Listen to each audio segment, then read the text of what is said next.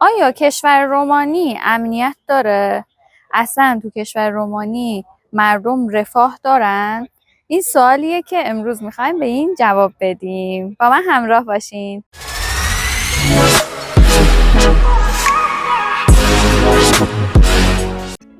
سلام دوستان، به کانال یوتیوب من خوش اومدیم. من صبا هستم از کشور رومانی. خوشحال میشم کانالمو سابسکرایب کنین و ویدیوامو لایک کنین.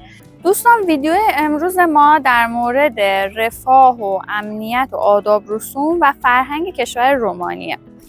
ما یه تعداد اطلاعاتی جمع کردیم که اینا با توجه به تجربیات ما در زندگی تو رومانیه، چون ما تقریبا بیشتر از 3 ساله که تو کشور رومانی زندگی میکنیم و یه تعداد تجربیاتی داشتیم، چه از لحاظ امنیتی، چه از لحاظ آداب رسوم مردم و چه از لحاظ رفاه مردم. اول مسئله که رفاهه مونده که شما رفاه رو چجوری معنی کنید. رفاه به معنی اینه که شما مثلا یه چیزی رو خرید کنید دیگه، مثلا ته دلتون مثلا حساب کتاب نکنید که آها میتونم اینو بگیرم یا نگیرم، آیا اصلا میتونم فلان ماشین رو بگیرم، میتونم فلان خونه رو بگیرم. مردم رومانی که شهروند اینجا حساب میشن و کسی که میاد اینجا و شهروندش حساب میشه یه حقوق مزایایی در اختیارشون میذارن که اینا میتونن به راحتی خرید کنن یا یه تخفیفاتی میذارن. ما مثلا فروشگاه ها رو میریم، چه مواد غذایی چه پوشاک و لباس، یه تخفیفاتی میذارن که این مردم به راحتی میتونن خرید کنن. به غیر از حالا شهرونداشون، ما که دانشجو هستیم، بله همه جور قیمتی هستش، چه وسایل لاکچری باشه چه وسایل زیاد مثلا گرون نباشه، بله همه میتونن مثلا خرید کنن. پس از لحاظ رفاه مثلا راحت میتونن ماشین بگیرن. من مقایسه نمیخوام بکنم با کشور ایران، اما خب ماشینایی که اونجا برای مردم آرزوه، اینجا قیمتاشون خیلی پایینه. مثلا ماشینی که توی ایران 1 میلیارد و 300 400 میلیونه، اینجا با 8000 یورو میشه اون ماشین رو گرفت. حالا به نرخ امروز 8000 یورو میشه 500 میلیون. پس تفاوت قیمت ها رو حساب کنین و مردم هم میتونن راحت خرید کنن، میتونن راحت هر ماشینی بخوان میخرن. نمیگم که همه لاکچری ماشینای لاکچری دارن، بنز و فلان و بهمان، نه، میتونن اما بنز بگیرن، بنز مدل پایینش رو میگیرن. بین مردم چیز خیلی سختی نیست که آره ماشین رویا بشه، نمیدونم خونه رویا بشه. همه چیزو مثلا میتونن اینجا راحت بگیرن، یا مثلا فلان لباس رویا بشه براشون. اونقدر که تخفیف میذارن اینجا، همین مردم میتونن از این خریدا انجام بدن. به یه تعداد دستگاه ها رو گذاشتن در اختیار مثلا مردم راحت استفاده کنن. مثلا همین دستگاه بیت کوین، الان کل دنیا دارن با دستگاه بیت کوین ترید میکنن، بعد خرید و فروش میکنن. و اینجا که حالا شهر مثلا کوچیکیه، شهر ما، تو هر شهری ما دستگاه بیت کوین دیدیم. یعنی چیز مثلا خاصی نیست که فقط تو شهرهای بزرگ باشه. متاسفانه مثلا تو کشور ما بیشتر رفاه یا اون چیزایی که مثلا تفریحات و اینا همشون توی شهرهای بزرگه و تو شهرهای کوچیک خیلی کم تفریحات میبینیم. اما اینجا تو کشور رومانی تو شهرهای کوچیک هم رفاه هستش. مثلا یه دستگاهی هستش به اسم ایزی باکس. ایزی باکس جوریه که یه چیزی رو سفارش میدین، بعد میگین که من خونه نیستم، بذار تو ایزی باکس، من میرم برمیدارم. بعد اون کسی که برای آنلاین شاپ مثلا دلیوری میکنه، اینو دیگه نمیاره دم در خونتون، میبره میذاره توی ایزی باکس. این هم یه مسئله دیگه که حالا مربوط میشه به رفاه مردم. و اینکه مردم تفریحاتی دارن که میتونن ازش استفاده کنن و بیشتر از اون دانشجوها تخفیف دارن، کارمندا تخفیف دارن. اینجا مثلا ما که میریم سینما 50% تخفیف داریم. خب بعد از این تخفیفات میتونیم استفاده کنیم. پس این دیگه کسی حسرت به دل نمیمونه که آره فلان چیزو نتونستم برم، فلان کارو نتونستم بکنم. بالاخره مثلا اینجا دانشجوها تخفیفای زیادی دارن، مثلا تا 26 سال میتونن حمل و نقل رایگان داشته باشن، حمل و نقل مثلا شهری مثل اتوبوس و حمل و نقل جاده‌ای مثل قطار. اینا رایگانه برای دانشجوها. قیمت ها زیاد مثلا تکون نمیخوره، زیاد ثبات قیمت هستش اینجا. مثلا مبلی که پارسال مثلا 3000 لی بود، امسال هم همون 3000 لی، نهایتش میشه 3200 3300. از طرفی مثلا مسافرت برای مردم رویا نیست اینجا.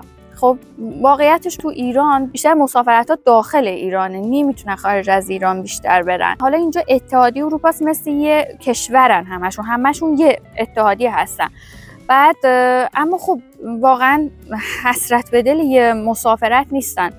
بلیط‌ها رو اونقدر ارزون میکنن، مثلا طرف میتونه با 17 یورو بره یه کشور دیگر رو ببینه، یه شهر دیگر رو ببینه. یه دستگاهی گذاشتن، یه کسی که مثلا یه آبجوی میخوره، یه آب معدنی که میخوره، بعد میبره اینو تو اون دستگاه میندازه، این بطری آب و بطری خالیشو، و نیم لی مثلا میگیره بابت اون. برای مثلا آب داده 1 لی به پول ایران مثلا امروز میشه 13000 تومان. بعد اونو میتونه مثلا نصفشو بگیره از دستگاه. از بابت آزادی، خب ملت آزادن، اصلا کسی با کسی کاری نداره. بعد و اینکه خانوما تو اجتماع زیادن. ما مثلا رفتیم قصابی دیدیم خانومه، یا مثلا رفتیم این چجور بازار محلیشون دیدیم خانومه.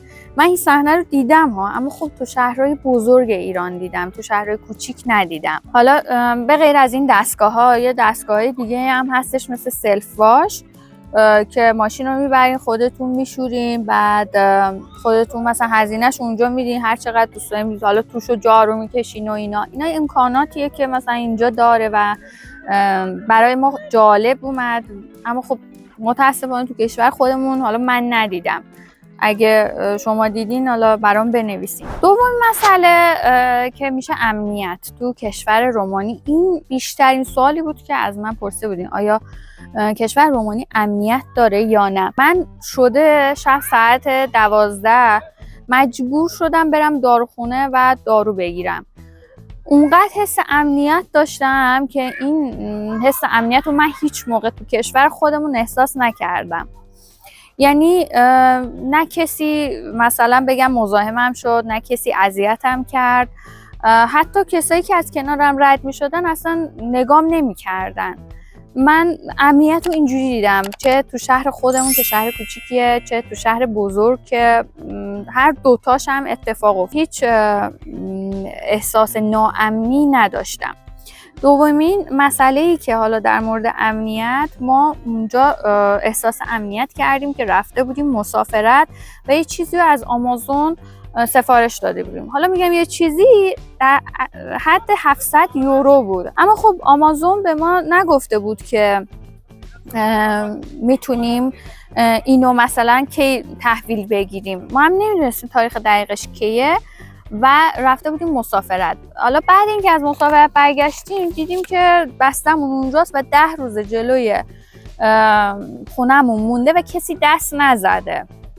خب بعضی‌ها رو مثلا میگن که آها ما نمیام رومانی شنیدیم دوز زیاد داره. ببینید این اتفاق شاید بیفته، اما تو خب شاید تو محله‌های دیگه بیفته. مثلا هر شهری، هر کشوری محله‌های ناامن داره. شاید مثلا تو این محله‌ها بودن و یه چیزی ازشون دزدیده شده. اصلا نمیشه گفت که آره کاملا اروپا همه جاش امنه. خب نه، یه کشورهایی هستن که واقعا 100% امنن. اما خب میایم مثلا کشور رومانی رو با کشور ایتالیا مقایسه میکنیم، بله هر دوتاش در یه سطحی از لحاظ امنیت. اینجا هم شاید دزد پیدا بشه، اونجا هم. اما خب ما از بابت امنیت اینو احساس کردیم. یه مسئله دیگه که از بابت امنیت احساس کردیم، یک بار ما تصادف کردیم با ماشین بعد احساس اینو داشتیم که پلیس قراره طرف یه فرد رومانیایی رو بگیره و طرف ما رو نگیره. اما خب وقتی که نتیجه کار رو دیدیم که بدون اینکه توجه کنن که طرف رومانیاییه و ما غریبه ایم اینجا، اصلا احساس ناامنی نکردیم و پلیس به راحتی حق رو به ما داد. حتی اون فرد رومانیایی عصبانی شد و به پلیس گفت آره من شکایت میکنم و فلان. اما خب ما احساس ناامنی نکردیم و واقعا به پلیس اعتماد کردیم. اینجا مثلا اینجوری نیست که آره یه زیرمیزی رد کنی کارت را بیفته و فلان و بمان. نه، اینجوری همه چی بر پایه قوانینه. یه مسئله دیگه از بابت امنیت این که به مردم اعتماد دارن. البته بگم این مسئله به مردم هم بستگی داره. مردم هم سوء استفاده نمی کنن. مثلا میگیم که مردم امنیت دارن و اینکه به مردم هم اعتماد دارن اینه که ما میریم مثلا وسایل خرید میکنیم، همه فروشگاه ها سلف کش دارن. سلف کش چجوریه؟ وسایلمون رو خودمون میگیریم، تو سبدمون میذاریم، بعد خارج شدنی خودمون حساب میکنیم پولشو و خودمون مبلغش رو پرداخت میکنیم و از فروشگاه خارج میشیم. پس در این حد به مردم اعتماد دارم و مردم هم میگم دیگه مردم هم دیگه سوء استفاده نمی کنن. بعد از این بابت مثلا بگم که امنیتش ببینید چقدر زیاده که حالا مردم اینجوری راحت خریدم میکنن. بعضیا میگن که بی خانمان زیاد داره رومانی. ببینیم ما آره دیدیم بی خانمان دیدیم. بعد بعضیا این کولیا رو میگن که آره رومانی کولی زیاد داره. اولا که کولیا مهاجرایی هستن که چندین سال پیش از هندوستان اومدن و تو مجارستان هم این کولیا هستن، تو رومانی هم هستن، تو انگلیس هم هستن، تو همه کشورها این کولیا هستن و اینا جزء بی خانمانا حساب نمیشن چون خیلی واقعا پول دارن. اما نه، بی خانمانای دیگه ای هم دیدیم که بله اعتیاد دارن و بعد بی خانمانن، اما همون که قبلا گفتم تو محله های پایین شهر پیدا میشه. همین مسئله بی خانمانی تو بزرگترین شهر حالا آلمان فرانکفورت میشه بیشتره، یعنی ربطی به کشور نداره. خب میدونی بعضی کشورها از هر لحاظ تامین میکنن، اما خب بعضی کشورها تا یه حدی مردم رو تامین میکنن. پس تو اروپا میشه مثلا تو 80% کشورها بی خانمانا رو دید. پس ربطی نداره به اینکه آره این کشور اصلا هیچ معتادی نداره بهترینه. بله اگر معتادی نباشه بهترینه، اما خب متاسفانه تو همه کشورها معتاد هستش. بی خانمان آره تو کشورهای مثل سوئیس و اینا نمیشه دید. اما خب حالا اینم در نظر بگیرین که حالا شرایط شما با کدوم کشور مطابقت میکنه. یکی میگه که آره من میخوام برم سوئیس نمیخوام بیام رومانی، بله شرایطش اگه داره خیلی خوبه میتونه بره مثلا کشور سوئیس. اما خب کسی که بودجهش به رومانی میرسه اینو در نظر بگیره که قرار بی خانمان ببینه، بله قرار معتاد ببینه، اما خب تو محله های پایین شهر میشه. دانشجوها یه امکاناتی دارن که حس امنیت بهشون میده. خب نمیگم خیلی امکانات زیادی، همون تخفیفا رو که بهتون گفتم یه جور حس امنیت میده به دانشجو.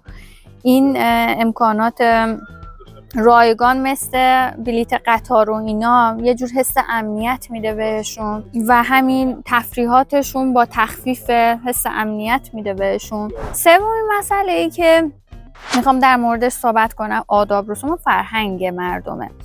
اینجا یه چیزی که اولین بار برای ما جالب بود این بود که اساتیدمون اولا که خیلی با همون راحتن، مثلا با اسم صدا میکنن. اصلا اینجا بیش از حد احترام کاذب وجود نداره. مثلا ما تو کلاس نشستیم استاد میاد تو ایران این مرسومه که همه پا میشن. خب اینجا نه، احترام بیش از حد نیست. اما خب احترامی که واقعی باشه برای استاد قائل میشن. بعد از استاد شماره تلفنش رو خواستیم، راحت شماره تلفنش رو به ما میده. یا اینکه میریم دکتر، یه سوالی داریم از دکتر میگیم که ممکنه این سوال پیش بیاد برامون، میشه مثلا شماره‌تون رو بدین، میبینیم که دکتر به راحتی شماره‌ش رو میده. البته این برمیگرده به فرهنگ مردم. بعد شاید مثلا تو ایران پزشکا رو اذیت میکنن، زیاد مثلا شماره اینا میدی اذیت میکنن، اما اینجا نه، مثلا هر کس هر سوالی داره راحت میپرسه، حتی مسیج میدیم، حتی تو مثلا واتساپ سوالامون رو میپرسیم، خیلی راحت جواب میدن. مردم رومانی واقعا مردم مهربونی هستن نسبت به بقیه اروپایی‌ها. من نمیگم حالا اون یکی کشورها مهربونن ها، بعد با ادب، اما خب یکم خشک‌ترن. اما مردم اینجا رو من خیلی مهربون دیدم. مردم مثلا کشور مجارستان هم اونجوری هم کلاسیامون مثلا مهربونن. در کل من هیچ سردی اینا تو مردم رومانی ندیدم. مثلا رفتیم بانک، کارمون رو یه خانومی انجام داد، تمام تلاشش رو کرد که کار ما انجام بشه. شاید تو ایران خارج از حوصله کارمند باشه سوالات اضافی ما، اما خب ما شرایط ما رو خیلی درک کردن، چون برای ایرانی اینجا مثلا حساب باز کردن خیلی سخت بود. بعد خانم شماره‌شو بازم داد، گفت سوالی داشتیم بپرسیم و اینکه من اگر کاری داشتم با شما میخوام در تماس باشم. خیلی یعنی راحت از این بابت که آره ای وای شماره باید خصوصی بمونه و فلان، این حرفا نیستش. خیلی راحت و خیلی مهربونن و به آدم خیلی کمک میکنن. مردم فضولی کنن زیاد ندارن که بگن آها فلان چیزو چجوری خریدی، فلان کارو چجوری کردی و فلان. بعد اینجا اونا مرسوم نیستن. اتفاقا اگر از یکی شغل پدر مادر رو بپرسیم خیلی ایراده. خب مثلا طرف ممکن ناراحت بشه، مثلا بپرسیم پدرت مادرت چی کار میکنه، خیلی ناراحت میشه. اما نه، حالا مثلا بین دوستامون که مثلا هم کلاسی هستیم، میخوایم از آینده همدیگه اطلاع پیدا کنیم که آها میخوای هم شغل بابات بشی و فلان و بهمان، خودش مثلا بازکوب کنه خیلی بهتر تا اینکه مثلا ما بپرسیم. خودش مثلا میگه که بابای من فلان کار است، مامان من فلان کار است، اما خب ما نمیپرسیم. این جزئی از نکاتیه که مردم اینجا ناراحت میشن. یه موضوع دیگه، اصلا حقوق رو نمیپرسن اینجا. مثلا از یکی بپرسی آن چقدر حقوق میگیری، واقعا یه توهین حساب میشه براش. اصلا این مسئله رو نمیپرسن و ما هم همون اول رعایت کردیم. اما نه، میشه مثلا پرسید که مثلا شغل فلان، شغل دندون پزشکی چقدر درآمد داره، یا شغل مثلا آرایشگری چقدر درآمد داره. اما دیگه طرف مثلا آرایشگر باشه ازش بپرسی خیلی بده. بعد اما خب همینجوری میتونی از یه افراد دیگه بپرسی. و اینکه اینجا یه چیزی هم که مرسومه به راحتی میگن نمیدونم، اما خب مردم ما مثلا این نمیدونم و خیلی سخت استفاده میکنن توی کلامشون. قانون اینجا هستش برای همه چی باید رزرو بکنی. مثلا میخوای بری رستوران باید رزرو بکنی، میخوای مثلا بری آرایشگاه موهاتو بزنه، مثلا دیگه ما یه جوری تو ایران میرفتیم میگفتیم امروز وقت داری موهامو بزنی و فلان، میگفت آره بشین مثلا یه نیم ساعت مشتری بره بعد موهاتو رو بزن. اما اینجا اینجوری نیست. اینجا باید مثلا یک هفته قبلش بری آرایشگاه یا شما زنگ بزنی وقت آرایشگری بگیری، بعد بری موهاتو مثلا کوتاه کنی. برای هر کاری اینجوری باید رزرو بشه. برای یعنی میخوای مثلا در مورد حالا گواهینامه، من یه ویدیو جداگانه میذارم برای گواهینامه، مثلا همون لحظه بری بگی چه مدارکی نیازه و من مثلا مدارکم حاضره، میگه نه برو از سایت رزرو کن بعدش بیا. بعد و اینکه به تایمشون خیلی ارزش قائلم. مثلا تو ایران بری رستورانی ساعت کاریش مثلا از 11 صبح تا 11 شبه. خب طرف ببینه مشتری هست تا 12 شب وای میسته، تا 1 شب وای میسته، تا 2 شب هم من دیدم که رستورانا باز بودن. اما اینجا اینجوری نیست. یک بار ما رفتیم کافه، بعد نوشته بود که تا ساعت 7 بازه، ما هم 6 و نیم رفتیم. بعد گفتیم که بابا نمیبنده که. بعد نشستیم سفارش دادیم و فلان. بعد 10 دقیقه به 7 بود اومد گفت که بی زحمت زودتر نوشیدنیتون رو بخورین و بعد ما میخوایم اینجا رو ببندیم.